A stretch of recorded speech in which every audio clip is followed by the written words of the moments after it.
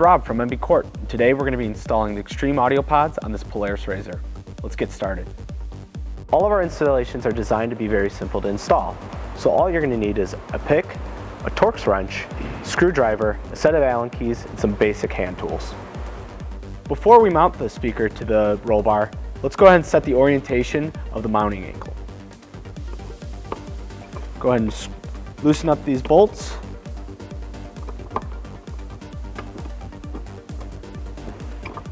And roughly set the angle. Tighten them back up. The speaker grill can also be rotated so that the logos match your mounting angle. Go ahead and start by loosening all the screws of the speaker.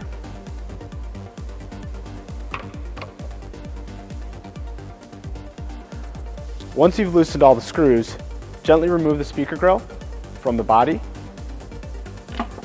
being mindful of the speaker wire, and rotate to the desired angle. Then retighten all the screws. Now let's mount the pod in place. Holding the speaker up to the roll bar, hand tighten the bolts to the clamp. Once those are hand tight, we're going to come back and tighten them down with our screwdriver.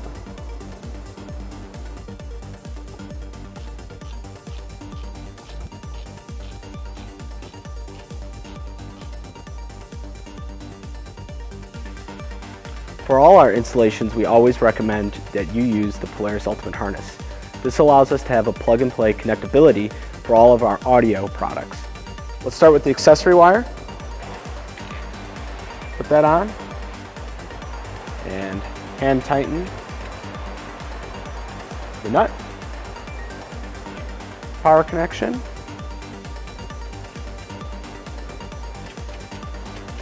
and the ground.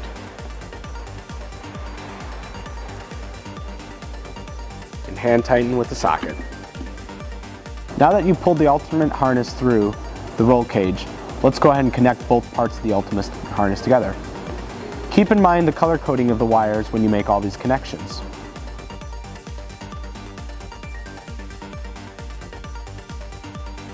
Now let's make the connection of the two speakers together.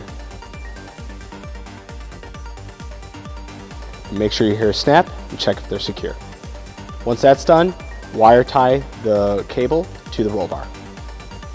Now let's connect the extreme audio pod to the Ultimate harness. Insert both ends and wait until you hear a snap. Lock down with the white tab.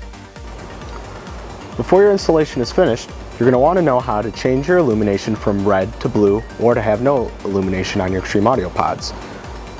On the back, you're going to remove the rubber waterproof plug and toggle with a pick the switch for the illumination. There also is an access to adjust the gain, so you can balance your sound bar to your extreme audio pods or your rest of your audio speakers. If you're using the Polaris Bluetooth controller, it has a special JST connector that goes to the signal wiring harness.